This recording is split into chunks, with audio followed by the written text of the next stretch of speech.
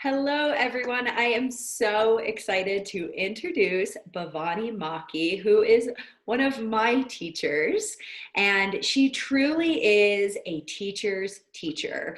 Bhavani Maki is the author of the Yogi's Roadmap, and I'm going to show it off here. Every yoga student who is interested in the psychology of yoga, interested in the philosophy of yoga, should have this book. It is a transformative book. So Bhavani, you started practicing in 1987. I believe that's correct? Well, I did go to my first yoga class in 1977. Wow. Yeah. And So so I was 9. And it was a spiritual awakening. So, I mean, it's like a clear, probably one of my most clear memories. Wow. Yeah. So she's traveled to India 7 times. You've also hosted twice Sri K. Patabi Joyce, and you are an authorized teacher through him. Also with an authorized teacher through Baba Hari Das. You studied Sanskrit in Mysore. I'm boasting for you. Bhavani is somebody who everyone should study with. The wisdom and the heart that flow through her are truly, it's so inspiring, and her devotion and her knowledge and her love for sharing the practice. Truly, I feel like I could cry talking about it. Is so inspiring. So thank you for jumping on this summit. We are so honored to have you, and we get to geek out on yoga and tie it in with the brilliance of Stacy to modern psychology. So I very vividly remember sitting in class for the first time with Bhavani and having her define what yoga is through the Yoga Sutras, and I thought that that would be a perfect place to start. Absolutely. Yeah, because if we were to ask all of the yoga lovers in the world what yoga is, everyone would have their own authentic expression of that. And what's so wonderful is how we can get to really a clear understanding of what yoga is. And this is where we pull from the sutras.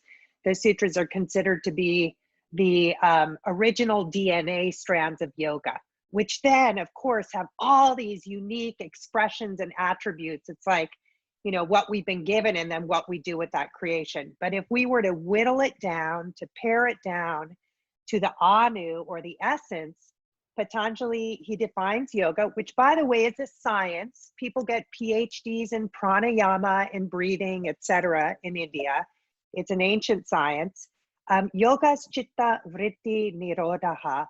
That yoga is nirodha. It's a process of self-regulation and expanded awareness in which we take personal responsibility to neutralize disturbances within our personal energy field. And initially, that really has to do with maladaptive ones. And then eventually, as we get clearer and clearer, it's our ability to be in pure awareness and to let go of our ideas beyond just having pure experience and pure expression. And Bhavani, I love that, the way that you bring that in, because in psychology, we're often looking at maladaptive patterns, and the idea that the movement patterns, the sutras, the philosophy helps us distill that down and find that awareness. And in my world, personal responsibility is so key to helping people move forward and grow and expand who they want to become in the world. And sincerity is wonderful, isn't it? But there is, some effort involved. In fact, Patanjali says it's going to take a lot of effort. And then eventually the final effort is to let go of the effort. And you can just come into spontaneity and be your natural self. But most of it is like, seeing what's occluding us or encumbering us, and just, this process of discharge. Yeah. And that, I think, is very important. A lot of people want to change, and they don't want to do the effort. Gotta show up. I know you gotta do work. So then if we were to, say, is there ultimately a goal of yoga according to Patanjali and the Yoga Sutras, then what would be the goal? This is these questions are lofty. Trishtanusradhika vishaya vitrishnasya vashikara samyam vairagyam. You got questions? Patanjali's got answers. And he says, the goal is to let go. And this is, so he gives us, even later, he says, look, I'm communicating to you with words, and words, they're a bit clunky, because what we're talking about is internal states of experience and awareness. So, I can use a word like freedom, but what freedom feels like for me might be different than what freedom feels like for you. So really, it's about to have the freedom to experience the fullness of yourself and of life, unimpeded, uninhibited. So pure expression, pure experience, spontaneity, and what one of my teachers called the sweet pain of being alive. Mm. Oh, right? I mean, that's Yeah. what I love, is that Patanjali, he just articulates things that we already know, but in such a concise way, and have it articulated, all of these extrapolations, and all, like, being human is complex experience. We're complex, multi-layered beings, but on our most essential level, we're quite simple, what we're looking for. Mm-hmm. I think maybe this is coming from your mouth, actually, but it's really stuck with me, is we don't do yoga to get good at yoga. We do get yoga to get good at life. A very simple mantra to keep us motivated on our mats. And, the ego can really attach to kind of the exterior of the practice. And maybe that's what brings us in, which is totally fine, whatever brings us in. But to really root back into, well, what are we doing here? What is the intention? Where are we trying to go with this practice? I know for me, pain brought me, pain is a wonderful teacher. Pain is a great motivator. And I had so many layers of, just inherited stuff, things from my family of origin, then actually, being hit by a drunk driver when I was walking across the street. Like, everything was pushing me towards my own healing. And, so pain can be a wonderful teacher. You have to be willing to face it and realize that it's an opportunity, and Patanjali speaks so much about that. Like, what you were saying, Stacy, it's like, well, what are the maladaptive patterns, and how much this sense of karma, which is a completed action, then of its own inertia continues to repeat itself. And what we discussed in the Sutra mentorship is Kriya, which is that we are not going to be passive in our experience, and we want to change this habitual, the force of habit, and actually use the compressed evolutionary nature of the practices to be part of our own creation and our own experience. As you talk about that idea of sweet pain, so many people, when they come in, they've got so many layers of pain, as you discussed. It might be physical, it might be emotional, it might be relational, it might be ancestral pain and trauma that's coming forward that needs to be processed. And coming up and out, it's not pleasant, which is why many people avoid doing their work, because it's hard. It's not easy. And as one of my clients at one point had said, I don't know what you're going to find. And that's scary, to have the idea that I'm going to go in and there might be things in my psyche that I don't remember or know or understand or see how they're all linked together. And one of the ways that I often describe it to people is, because the work is never done, right? If we really take that evolutionary idea, we're going to continue to evolve, and each layer just spirals us to a new layer of letting go and releasing and moving through. And then, so one of my clients said, am I ever going to be done? And I said, well, it gets different. It gets to the point where when you're doing it, it's not painful like it is today. It's sort of comical, like, oh, there's that thing again, or oh, there you are, mom issues or dad issues or friend issues. Like, oh, look at how I keep doing this, but now I have that awareness because I have a container for moving through and working through. And to me, yoga allows the movement to happen in a way that's so, so, so gentle and wonderful and lovely. You know, and I want to elaborate on that, because in the yogic tradition, and when we look at, you know, Patanjali was not just a hatha yogi at all. He was an Ayurvedic doctor. He was a psychologist as well as a grammarian. So it was always meant to be an integrative approach. And you know, when we do the bottom to top therapies, which is like the asana practices, which helps us to release where we're holding patterns, or even psychic signatures of trauma, or like psychological cysts or blockages, you know, the yoga helps us to release it somatically. The integration, the top to bottom work of talking it out, of even that sense of like when you say it out loud, it no longer has the same power over you. And I have done lots of psychotherapy, and I mean, if you want to get free and clear, just, it's such a gift. In fact, people think, you know, there's still such an onus around it and such a stigma, but it's actually such an act of love, not only to yourself, but to those around you, and a way to really grow emotionally. I think we're good at growing intellectually on our own, and we're good at growing, you know, in our physical dexterity, et cetera, and skillfulness. But, you know, as Patanjali tells us, the shadow, we can't see our own shadow. So to have someone who will advocate and hold you in your wholeness. I mean, there's times where I've gone in and out of psychotherapy since I was probably, I don't know, first time was maybe 15. And being so afraid of that, once I opened my shadow, it would just be like this dark chasm, and that it would be a bottomless pit that I would be falling into. And realizing that actually, the shadow is a wonderful mystery, and that there's jewels to be discovered there.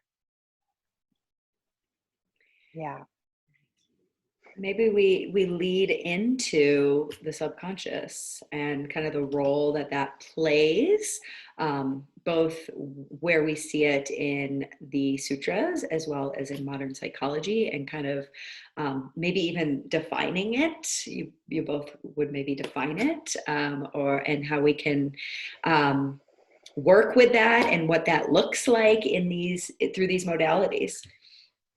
Well, wonderfully, you know, Patanjali is a transpersonal psychologist and a somatic psychologist. So, you know, there's many layers to the psyche. The word he uses is chitta, and chit means to collect.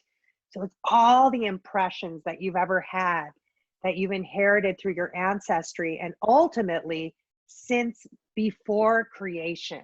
Okay, so because we all have that signature within our cellular being, or within our mitochondria, or whatever you want to say, the Anu level. But initially, you know, we're working with the shadow of the ego personality complex. And so that's the stuff that we don't want to touch, and we don't want to show, and it's uncomfortable, and it's embarrassing. And often, and what, you know, Carl Jung, who is very aligned with Patanjali, you know, would say, as long as we don't touch our shadow, what we do is we project it onto others. And Patanjali says that in the 4th sutra, which defines dis-ease. Vritti sarupyam itaratra, that the unmetabolized experiences or the kind of like the projections that have been put onto us that we haven't sorted through and gotten cleared, they are like of the night. And this represents the back body in yoga. So every time we like dive into a back bend, there's that natural fear. And even says the wisest of sages has this biological impulse to cling to what they know, because the ego is strengthened. The ego is actually constructed by what it knows. It thinks it owns what it knows. And the ego is this abstract construct, okay? So it's like we have this whole sense of persona. As we start to peel that back and get clear, then Patanjali says we're able to see into the collective subconscious. Like, oh, this isn't just me. This was, that advertisement that told me that I should have a homemade cooked meal and be like, a rock star and be picture perfect and the perfect mother and the perfect wife, etc. All of these ideas. And then, we, as soon as it comes into our consciousness, it doesn't have the same power over us. And then as we peel that back, then we start to access the collective super consciousness, or the Akashic. And this comes through freedom, or realized being as somebody who has intimacy with themselves. So they know their shadow side.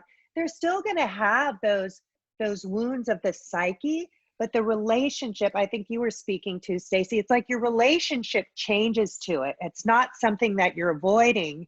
You embrace it in yoga, which is your healing and your wholeness. You feel your own wholeness that's able to hold these little fragmented and fractured parts, and realize that that's your humanity, and that's what keeps you on the cutting edge of your own consciousness. Beautiful. Yeah, that is gorgeous. I didn't invent it. But you share it so elegantly.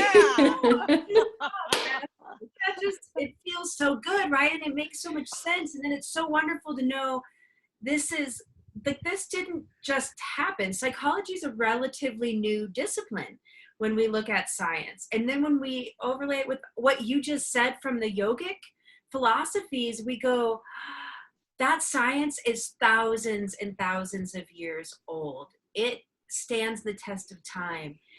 We're not just making stuff up here that is all, got dogma attached to it related to a particular religious viewpoint or a particular paradigm of a particular culture in today's day and age.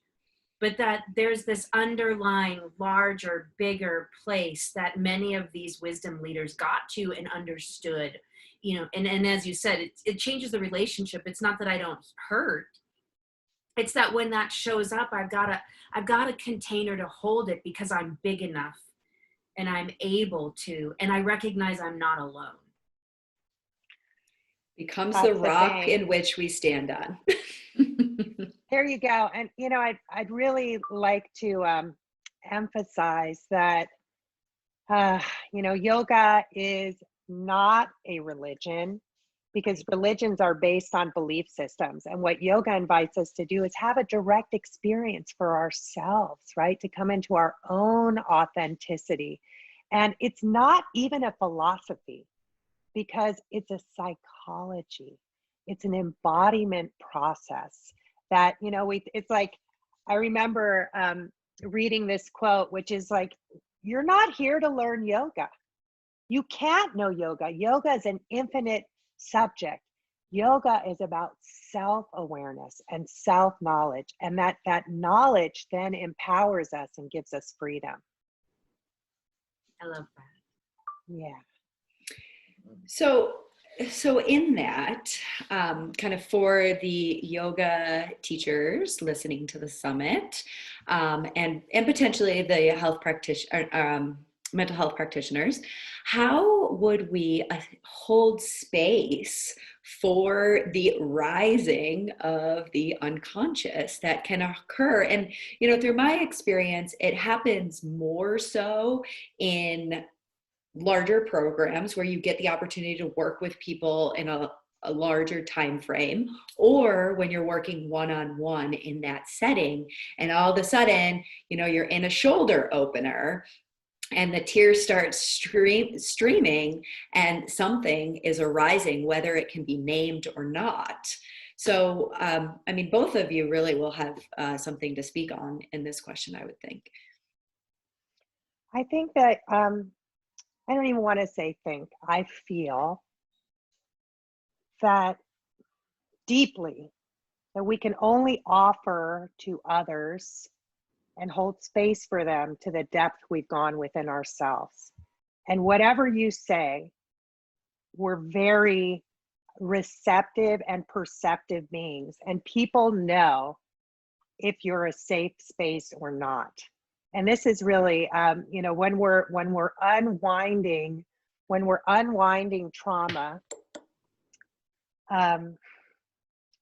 it's the energy field. You need somebody to hold space for you who has deep intimacy with their own trauma. And by the way, trauma, we used to think, one of my dear friends and colleagues, Mariana Kaplan, who wrote the intro to my book, she got her PhD maybe, 30 years ago, and then became a professor, and then went back to get her clinical hours, et cetera, and had to do extra work. And she was like, oh my God, now there's this whole field on trauma.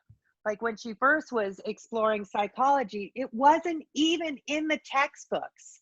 So, that's astounding, right? And now we're seeing like, oh my God, all the layers of trauma that people hold. And we used to think like trauma is something that happens to the misfortunates, but now we realize there's no hierarchy in trauma and everybody experiences it to some degree. So, it's like getting in touch with that, and the way that when we weave the sutras in, it can be so wonderful because hi Nico. Daddy was supposed to be in charge. I thought we were going. Okay, para papa go hita. Mom, Ya kanin tula. Mom. This is life, you guys. This is life, and here we are live in the coronavirus of 2020. Where was I? Oh yeah, so trauma has no hierarchy, and it kind of like, it triggers us into our reptilian brain, where we come into a place of reactivity. And so it's so wonderful when you can pull in a sutra, which, for instance, prayatna shaitilyananta samapatibhyam. Notice the tension or the anxiety that arises and just feel your own integrity and let it go. This is an endless process. Fuse yourself with the endless current of breath. That the pain is not being created. What you're experiencing is the release of the pain you've been carrying. So somehow, like these universal truths, I think, take out, if there's a poison, it's the shame. Because the shame is when we push it into the shadow and we don't talk about it. And that's what keeps it alive. So yoga is just meant to reveal, and having the community space and having a teacher hold space, but a teacher who is cooked, someone who is cooked and steeped in the practices and in delving into their own psychology. I cannot emphasize that enough. It's a fragmented experience unless you integrate the psychological aspects of yoga. Really. Beautifully much said. is, right? Unless you integrate the psychology of like the meaning, the belief systems, the patterns, unless you step back and look at that, it is fragmented. We behave and then we go, that's just the way I am. Well, why are you that way? Who handed you that? Who taught you that? Where did you learn that? And our society's great at doing that. Saying, oh, that's just the way it is. Well, could it be shifted? Absolutely. And as humans, isn't it our job to look deeply at why we do what we do individually, and evolve that, let that go, release that, so that we can contribute to the collective in a much more healthy way.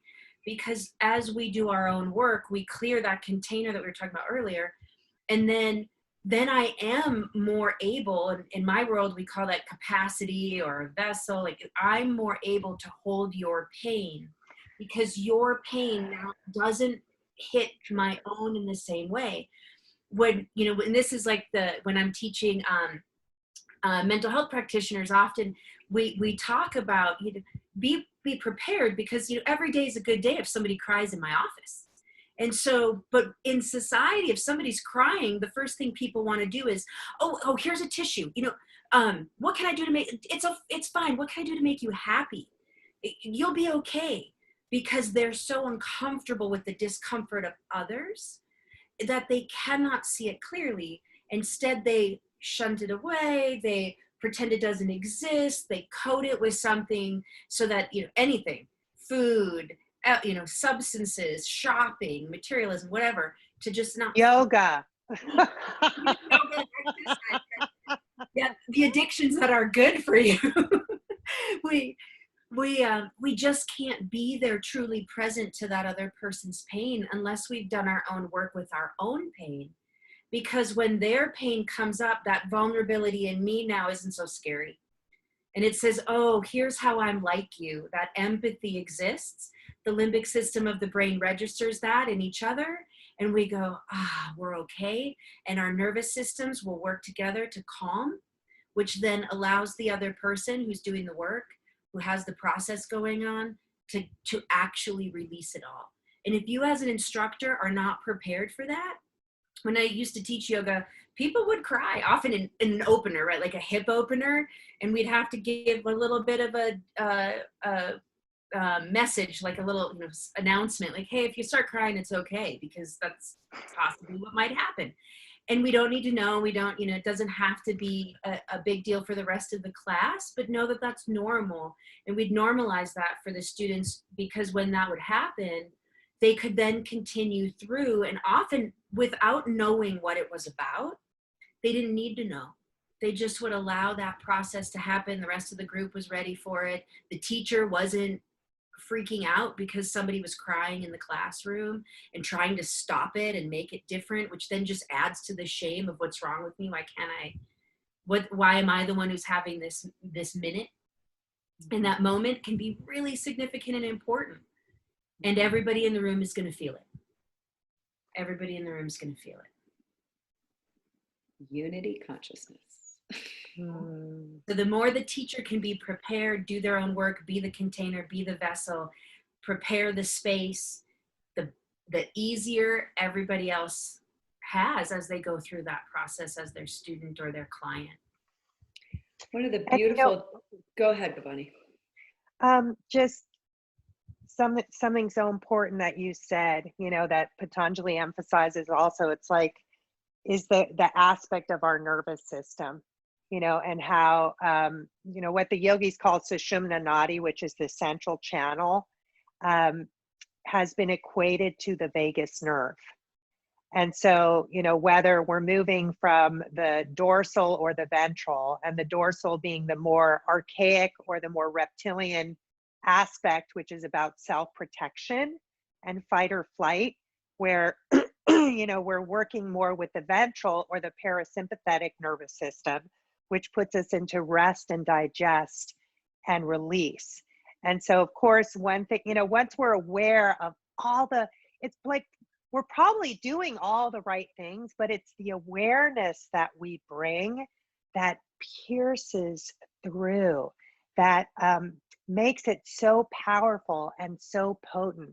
So when we understand how breathing, you know, so much of the yoga that's taught today, the breath is up here, it's high clavicular breathing, or even the way bandhas are taught, and people hold pressure in their solar plexus, which, you know, they're confused about how these practices work. Or mula bandha, they clench their anal sphincter. I mean, this puts you in a place of anxiety that elevates the respiratory system, and to really see that we can work with our physiology, that the breath helps us to navigate our nervous system and to get free and clear. So just having that in your awareness, again, we're speaking to people, even though we're using words and we're speaking to their intellect, it's such a somatic experience. They can sense by the tone of your voice if you're breathing as the wise ones do and the best singers from your pelvic floor, or if it's talk, whether you're walking the talk and you're grounded in the experience, or whether it's just an idea. Right. Yeah, they sense it. They sense it. So the asanas really give us this tangible experience to practice toning the nervous system within discomfort, right? We put ourselves into some funky poses and we work the technology of the practice to create this new relationship, essentially, with our nervous system and therefore with how we interact with life. And to realize that, there's always going to be some discomfort in life, and then how you navigate it. There's pain that, heyam dukkam anagatam, there's pain that you cannot avoid. There's the pain of aging, of loss, of disease, of separation. And in the Upanishads, it says, don't avoid these pains. They have much to teach you. But then what is this self-generated pain? And then how do we respond when we're at the threshold of our own pain, or we meet the threshold of someone else? Do we head in? Are we conflict avoidant? Do we hold tight? Can we hold space for an opening and realize that, there's the pain will not last forever, but the jewels, the wisdom and the understanding that you gain, you get to keep for a lifetime and even pass on to the next generation. Right. Something that's been really resonating in my practice that you spoke on in the last training, Bhavani, was the way that we all know this saying, the way that we do one thing is the way that we do everything. And bringing that to the mat and really studying how we approach our practice, even before we get on the mat. Like, are we avoidant? Are we blaming? Are we shaming? Like, how do we even get to the mat? And then as we move into the posture, how do we talk to ourselves in the pose? How does our nervous system respond to the pose? How do we do yoga? Really can illuminate a lot about ourselves and our relationships. And, it's just such a beautiful platform for self-inquiry. And it provides a context, right, for the content of our being. So that, it's not about the yoga. The yoga is like a magnifying glass. And it's like, I'm still dealing. I mean, I shouldn't be surprised. I'm still dealing with the same, oh, it should be more this. Oh, it's too much that. Oh, it's this, that. And I'm like, oh gosh, there it is again. Like, have I been here before? I don't want to just start. It's called a vritti, right? Spiraling. And it was so interesting. I was reading Harvard School was doing research on consciousness, and they say we have on the average 80,000 thoughts per day. So vritti, okay, and that 95% of them are the same thought over and over again. I mean, oh my God, if that's not a reason to like get into therapy and do yoga, I don't know what is. And then 80% of those are self-negating, right? So once we understand the humanity of it and we see like, oh, I'm rushing to get into the pose and it's closing me off, we can let go of the goal. That's, I mean, I have to pull. She was a great Rishika.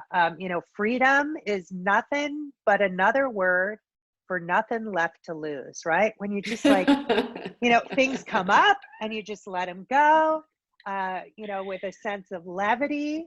That's the feeling of cellular lightness that we experience. It's like, it's just disencumbering yourself all the time. So Mr. Iyengar would say, and I want you to like really hold this in the spirit that it's meant, that yoga is the himsa that we do to ourselves on the mat so we can be in ahimsa in the world. And ahimsa means loving kindness, and himsa is the opposite. So it's where we go to where, you know, we have to feel where that boundary is of our comfort zone. And really it becomes more and more nuanced and subtle. It's not about like, you know, self-immolation, but it's just about saying like, oh, wow. And there's that tension and it's like, oh, you know, that sweet pain of release. Like when someone's got their thumb between your shoulders, and you're like, oh yeah, you know, that kind of a feeling. And I love how you talk about, each time you've said it, you know, you're like this letting go and you're using very expansive movement. And in health, in all health, whether it's physical health or mental health, it's always expansion. It's always openness. Many people also say there's maybe light or warmth along with it, but there's always a sense of expansion.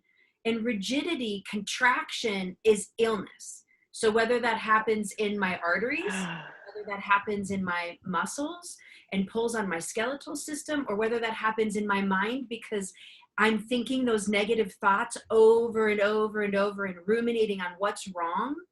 And as Sarah and I have talked many times, what we put our attention to is what we will find. So where do we want to grow? Do we want to grow in what's not working, or do we want to grow in what we can expand into and what we can create?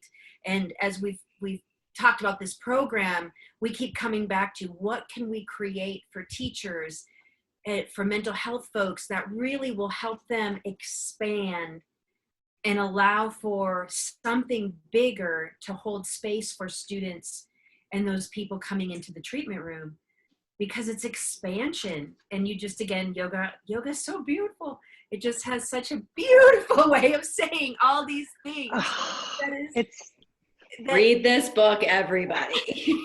So, and the word that Patanjali uses, you know, so he really only uses the word yoga initially in the second sutra where he defines the science of yoga. And then he says, but yoga is nirodha. And nirodha is this broadening awareness that's able to hold more than one perspective simultaneously.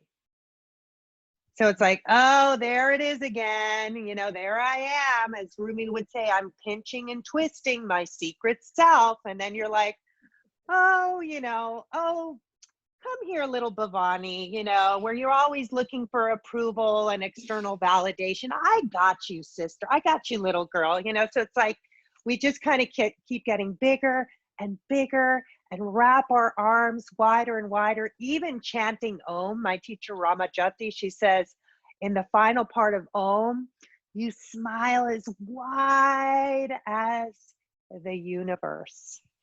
And then really interestingly, you know, because the terminology is the vernacular of yoga is Sanskrit, and it's unique to the science and art of yoga because we don't, as you mentioned, psychology is relatively new in the West. So we have words in yoga that we don't have in English exactly. So the word that Patanjali thereafter uses for yoga is samadhi. And sama means coherency.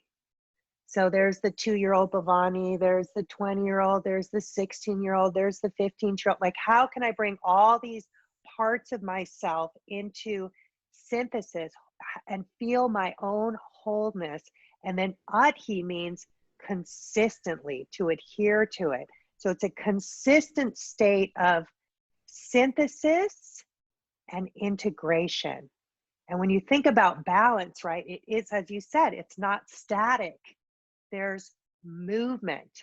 So whatever's going on as you were talking about it, and I know what you meant, but for the listener, I want them to understand, like, it's not like in your mind or in your body or in an experience. Like, it's all the same chitta.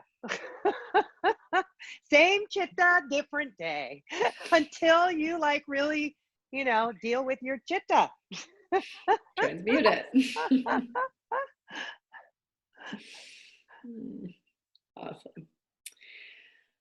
Well, one question that I thought would be relevant for potentially our listeners is, Bhavani, you speak so elegantly, and the Sanskrit is truly a language for you that you use with such elegance.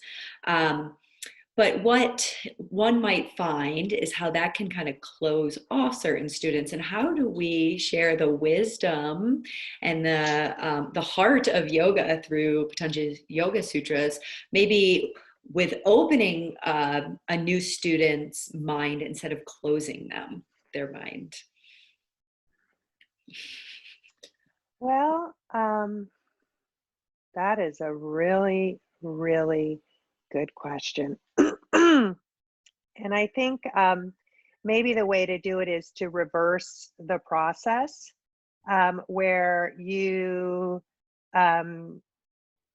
able to articulate what's happening in the moment. So certainly by providing the context, like in a yoga class, and you encourage people to exhale. This is such a multi-layered question, and I have a 7-year-old crawling under my desk. But Patanjali, he speaks about the power of nomenclature as viveka khyati, that when you're able to call something for what it is, you have a handle on it. And I think of the old days CB radio, like, what's your handle? Okay, so like when you can name something, and interestingly enough, in trauma work with the amygdala, when we feel our trauma being triggered, they've done studies. You don't have to like go into the whole story. You can just be like, oh, that's fear.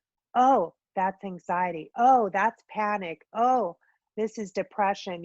That by putting a name on it, it no longer envelops you in the same way. So I think we can speak about like, oh, can you feel this exhale, and how this exhale is a discharge, and then you might describe what's happening. And then at the end go, in the yogic terminology, this is called pracharana. And that exhalation literally means to vomit, to release the stuff that, rumination, like a cow that has 4 stomachs, and the unmetabolized experiences, they come up, you chew on it, it's not really nourishing, it goes back down, then you regurgitate, it comes up.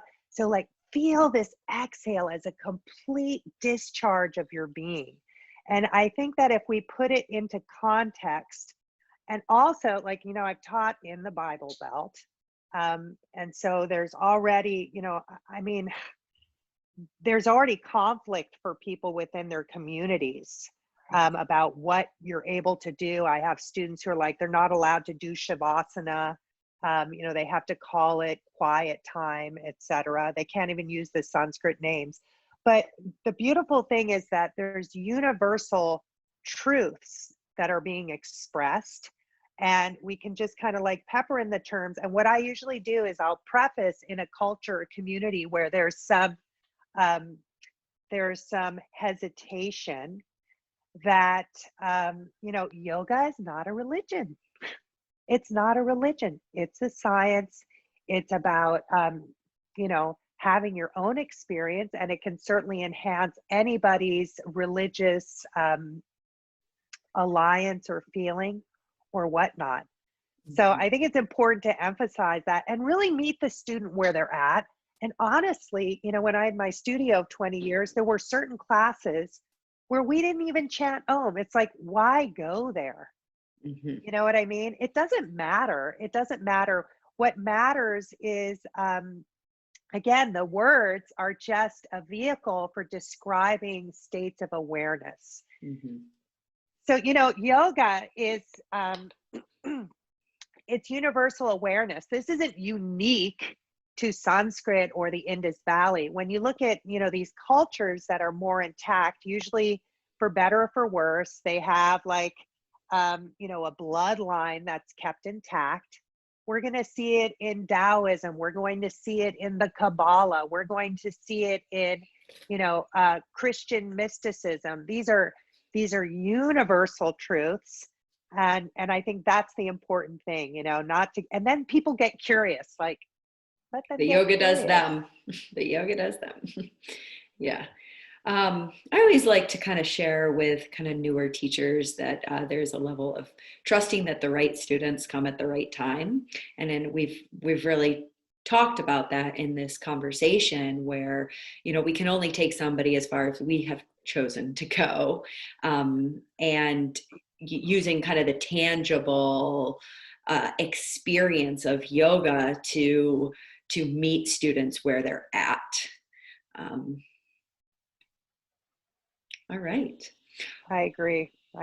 And just really to see, it's like that is, and seeing isn't just, again, an ocular thing. It's like there's states of resonance, and, you test the water, see how open they are, and kind of see how their body responds, see if they kind of move towards you, see if there's like a, you can feel, and to trust, as you said, the right students are going to come to you, and they're going to, if you don't have an agenda, you don't have an agenda, you're just there to hold sacred space. Something really magical happens. As you called it, the yoga does you. And the spirit of wholeness and healing and whole health, your eponymous, offering that you give, is what comes. Yeah. And Bhavani, can you, we've been talking a little bit about how getting on the mat and being with that discomfort and holding space for both yourself and then others. What does yoga, or how, what do the texts and the wisdom say about how we actually are metabolizing those experiences in the movements that we do? Why do those asanas? Because, as a yoga practitioner, there's certain asanas we do sometimes in a very specific sequence. Why do those particular movements?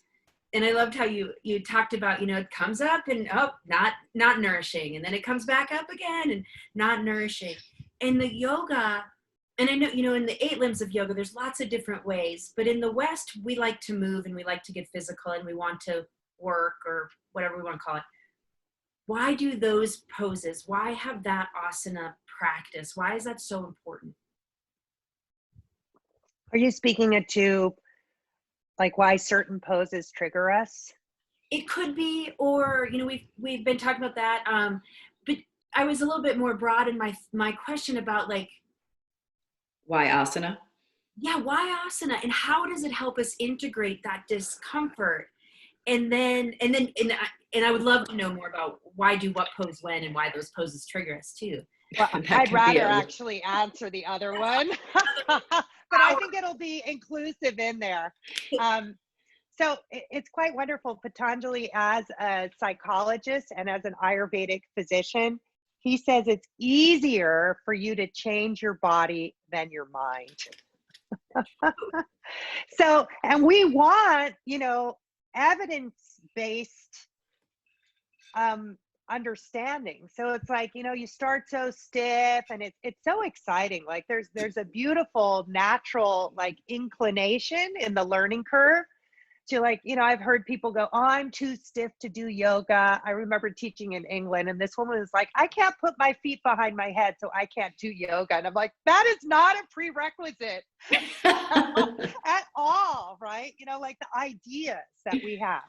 So we go there, we have this idea of what yoga is. Maybe we go because all the cool people are going, or we've heard something, then we have our own direct experience, our learning curve. We start in Uttanasana, forward bend, our fingers just barely touch our knees. If you're consistent in like 9 months, your fingers are probably going to be down on the floor. Like, it's astounding. By the way, then later on, it's incremental. Then you're just trying to maintain what you had, and you're actually going to but it doesn't matter because at that point you're convinced and you're like, wow, I actually can shift things. I actually have sovereignty in my own being. So then our mind starts to change. And we just feel like literally, you know, if we think about every emotion that we have presents as a neurochemical expression. So some of these get literally like we get little, reservoirs. It's called the karmashaya. We're going to learn this in the sadhana pada. It's a reservoir of impressions.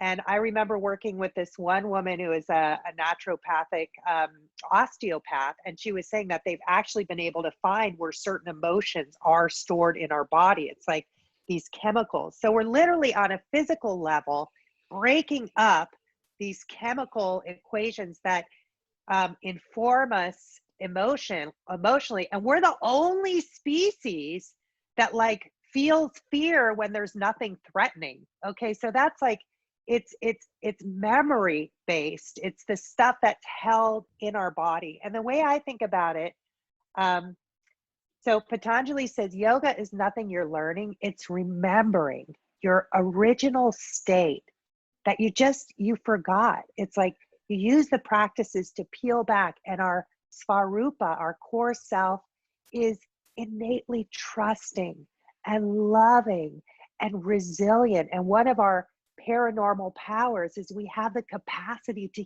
heal ourselves, right? So we use the practices to just peel that back. And then as we feel different physiologically, and we start to see we have this personal domain where our emotions mixed with our ideas and our opinions, that becomes our attitudes and our personality and our character. Suddenly we start to feel ourselves in new ways, rather than like, you know, I'm angry or I'm afraid, I'm needy or I'm, conflict avoidant. Like we experience ourselves as dynamic beings. We take what we have, but we form new neural connections or yoga. And we're like, whoa, I'm so much more dynamic than I realized. Maybe I want to go into that pose that gets me in touch with my fear, because that fear holds some real power for me. My shadows are the keys to my own freedom. Beautiful. Beautiful. Well, I think, first I want to share with our listeners, Bhavani, where they can continue their study with you. And I will be a little testimonial. Bhavani currently is doing a yoga mentorship program.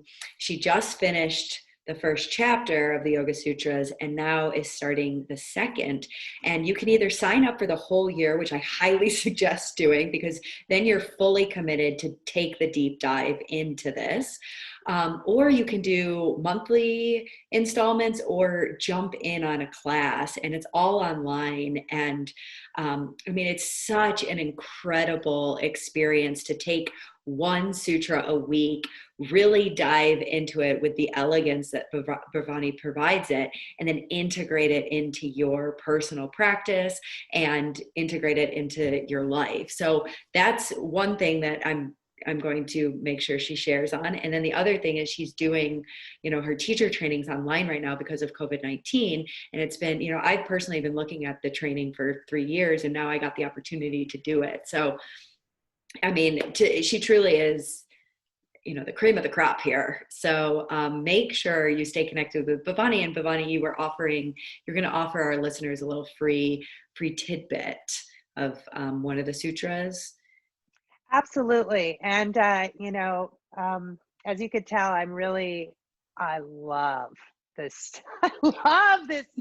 This is her life's work. And I'm so passionate about it. And for me, yoga is all about, this is what Patanjali says, reframing your experience, getting clear. We know it feels good. We know but like, how can we galvanize our practice and our life and our relationships to extract the nectar out of our experience? So by reframing with this understanding, it gives you the potential for breakthrough.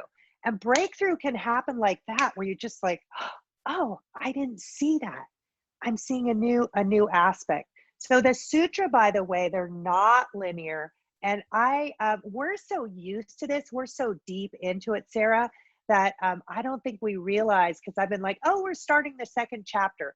It's not like 1 and 2. The sutras are like a gem.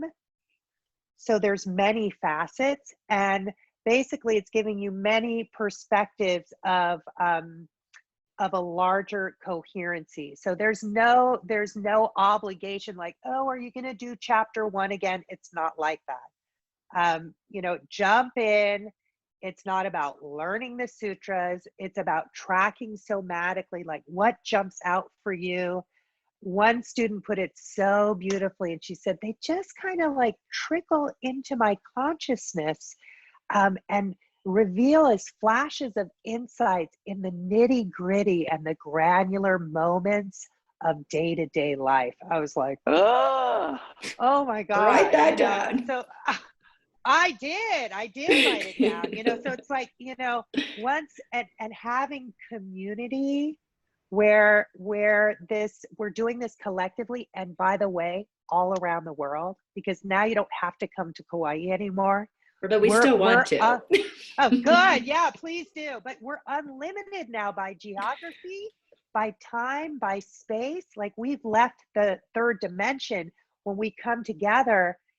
I'm just so excited about the potential for us right now in this cocoon state to really expand our consciousness through what you call, Sarah, the inner web.